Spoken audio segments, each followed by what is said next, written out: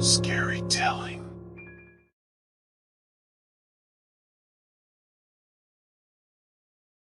I was home alone, sitting on my couch, enjoying my solitude. Suddenly, I heard a faint whisper that sounded like my daughter's voice. But it couldn't be her, because I was still pregnant with her. I brushed it off as my imagination, but the whispering persisted, becoming louder and clearer. I couldn't understand what it was saying, but it felt like a warning. As the night progressed, I started to feel uneasy, like someone was watching me. Every time I turned around, I saw nothing but darkness. I tried to convince myself that it was just my hormones playing tricks on me, but the feeling wouldn't go away. Eventually, I decided to call my husband, hoping to ease my anxiety. But as I picked up the phone, I heard something moving in the hallway. It sounded like footsteps, slow and deliberate. I was too scared to investigate, so I stayed put, clutching my phone tightly. The footsteps stopped abruptly, followed by a silence that was deafening. I felt like I was being suffocated by the weight of the silence. Just as I thought I was safe, the whispering started again, louder than before. This time, it was accompanied by a cold breeze that seemed to come from nowhere. I shuddered, feeling a chill run down my spine. I got up from the couch, holding my growing belly, and tried to make my way to the front door. But as I walked down the hallway, the whispering grew louder and the breeze turned into a gust of wind that almost knocked me off my feet. Then, I saw it. A shadowy figure standing at the end of the hallway, staring at me with glowing red eyes. It was shapeless and twisted, like a grotesque caricature of a human. I froze in fear, unable to move or scream. The figure started to move towards me, and the whispering turned into a blood-curdling scream that seemed to come from within me. In that moment, I knew that I wasn't alone in my own house. I had to protect my unborn child at any cost. I closed my eyes and focused all my energy on my child, hoping to shield her from the evil that was approaching. When I opened my eyes again, the figure was gone, and the whispering had stopped. I felt like I had won a battle, but the war was far from over. From that day on, strange things started happening in my house. Objects moved on their own, doors slammed shut, and the whispering never stopped. I became a prisoner in my own home, scared for my life and my child's. One day, I decided to seek help from a paranormal investigator. He told me that my house was built on accursed land, and that the spirit of a murdered child was trapped there. The child was trying to communicate with me, warning me about the evil that was lurking in the shadows. The investigator performed a ritual to cleanse my house, and the haunting stopped. But the memory of that night still haunts me, and I can still hear the faint whispering of my unborn child. I learned that sometimes the most terrifying things are the ones we cannot see. And sometimes the greatest strength comes from protecting those we love, even if it means facing our deepest fears.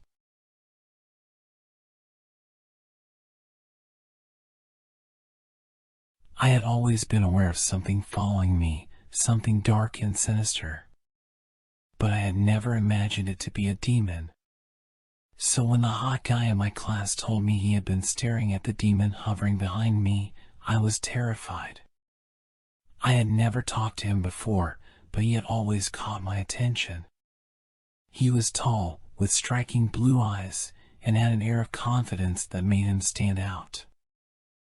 I had hoped that he had been staring at me because he was interested in me, but his revelation had shattered that illusion. I couldn't believe it.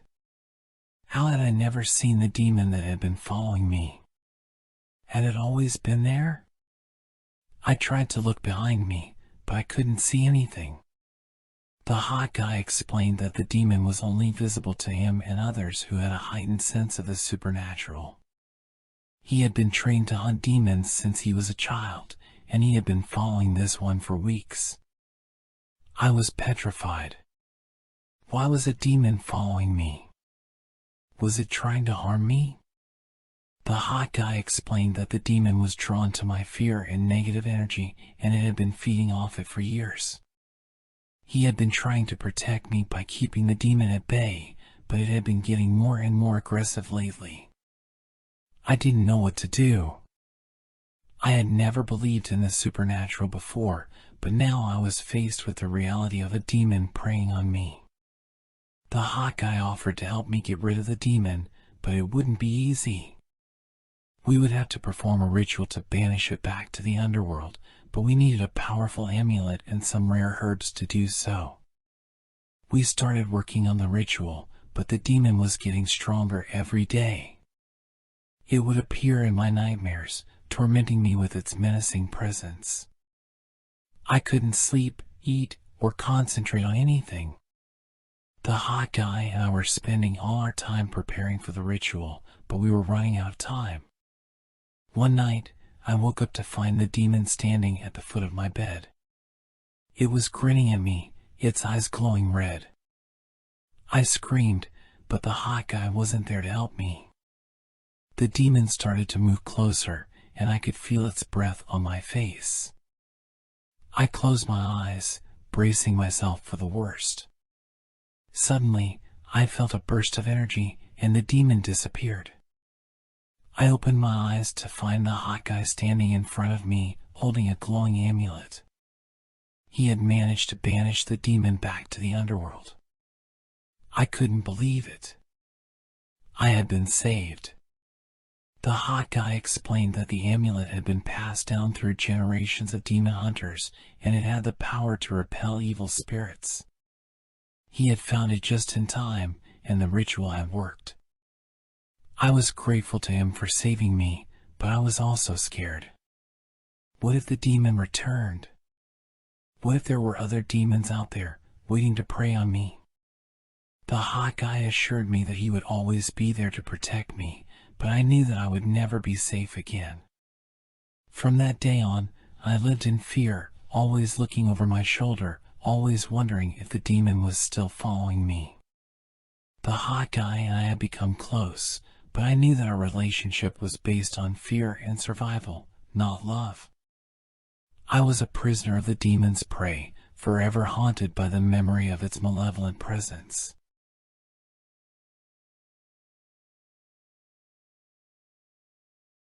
I was sitting on the couch in my apartment, watching a movie, when I felt a sudden squeeze on my hand. I turned to look at my husband, who was sitting next to me, but he wasn't there. My heart skipped a beat. He had died 2 years ago in a car accident, and I had never felt his touch again. I tried to brush it off as just my imagination, but I couldn't shake the feeling. The air around me suddenly grew colder, and the lights flickered for a moment. I felt like I wasn't alone anymore, like someone was watching me. I decided to go to bed early, hoping that sleep would ease my unease. But as I lay in bed, I couldn't shake off the feeling that something was wrong. I heard strange noises, footsteps in the hallway, doors creaking open and shut, and the sound of whispers. Suddenly, I felt a cold breath on my neck, and I froze. I turned around slowly, and I saw a figure standing at the foot of my bed. It was my husband, but he looked different. His skin was pale, his eyes were black, and his expression was empty. I tried to scream, but no sound came out. I felt like I was suffocating, like something was pressing down on my chest.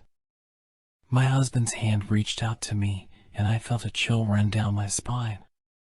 "Come with me," he said in a voice that wasn't his own. "I'll take care of you." I shook my head, tears streaming down my face.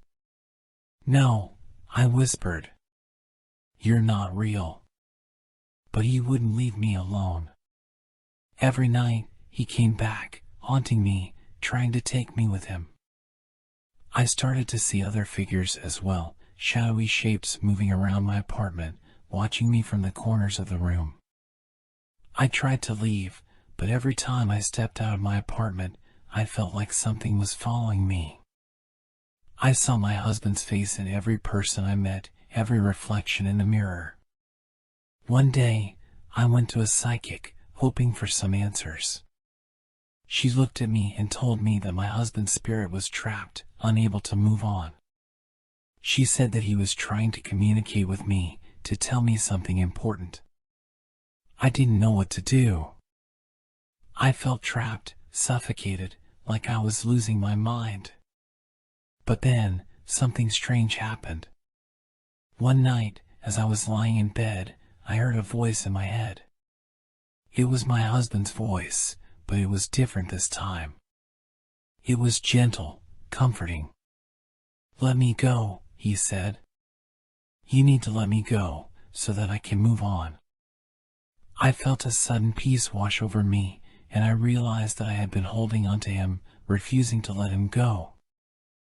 I had been the one trapping him, not allowing him to move on to the next world. I closed my eyes and took a deep breath. "I love you," I said. "And I release you. Go in peace." And then, he was gone. The coldness in the air lifted, the whispers faded away, and I was alone in my apartment again. But this time, it felt different. It felt like the weight had been lifted off my shoulders, like I had finally found closure.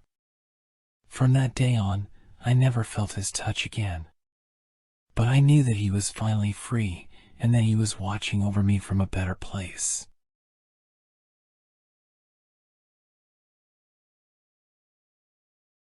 I had just finished getting ready for my best friend's party. I was wearing my new dress and had put on my favorite lipstick.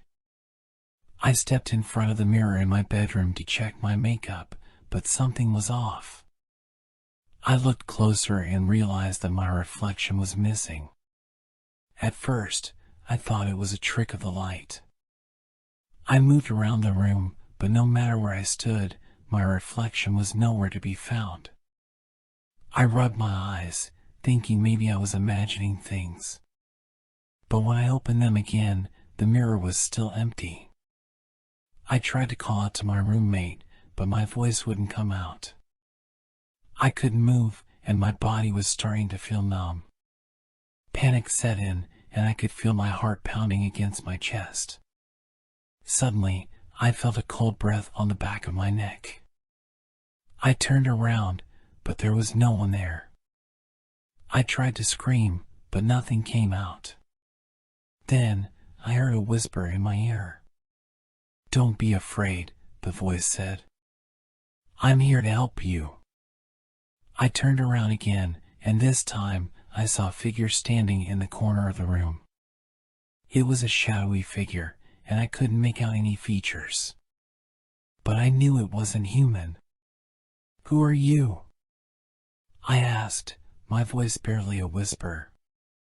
"I'm your reflection," the figure replied. "And I've come to take you away."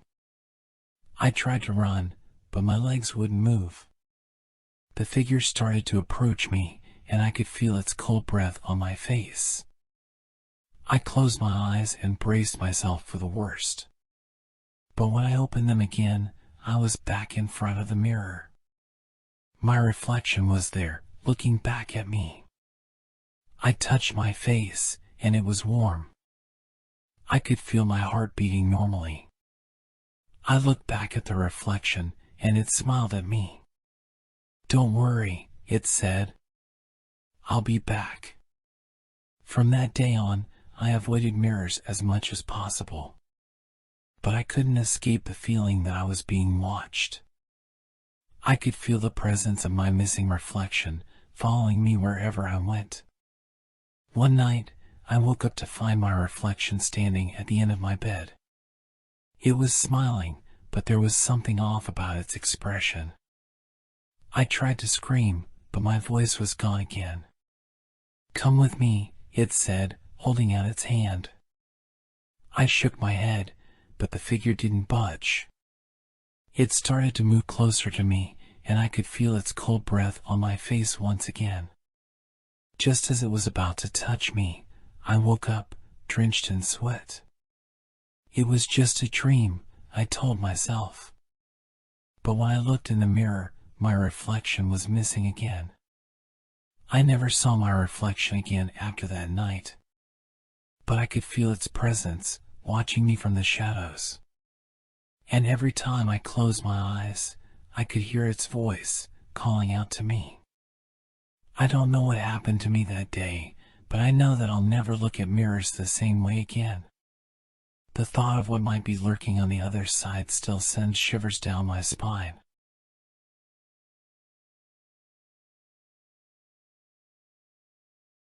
I was a successful businessman, always on top of my game. I had everything I could ask for: a beautiful wife, a mansion, and a job that paid me more than enough to live luxuriously. But beneath the surface, I was a man with a dark secret, a secret that had started to consume me. One night, after a long day at work, I decided to go to a bar to unwind. That's where I met her, a stunning brunette with green eyes that seemed to stare right into my soul. We hit it off, and I took her back to my place. We had a few drinks, and things started to get steamy. But something changed in me. As she lay there, vulnerable and naked, I felt a hunger grow inside me. I wanted to possess her, to make her mine forever. In a fit of madness, I strangled her. Her blood stained my suit, but I didn't care. I had what I wanted, and that was all that mattered. But as the adrenaline wore off, I started to feel guilty.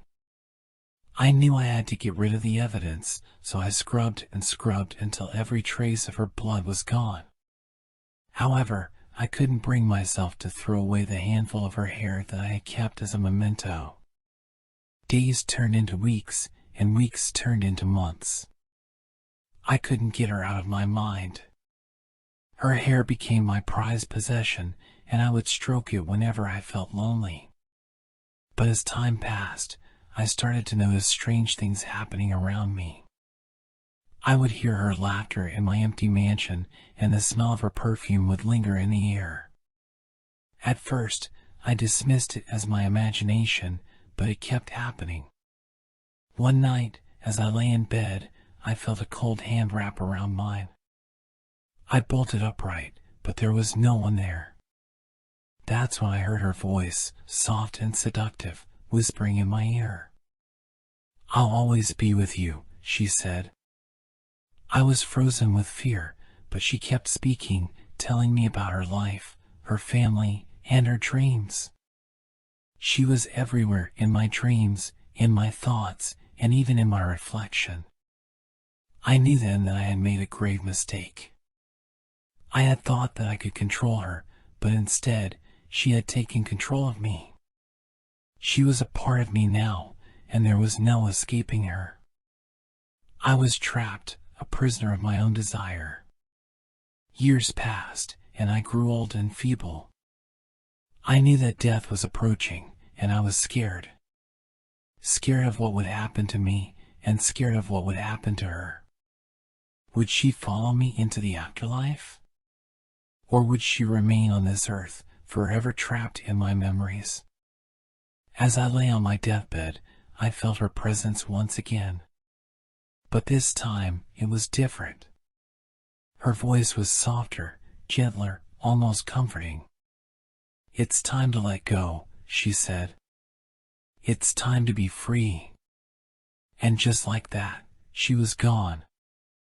I closed my eyes for the final time, and I felt a sense of peace wash over me.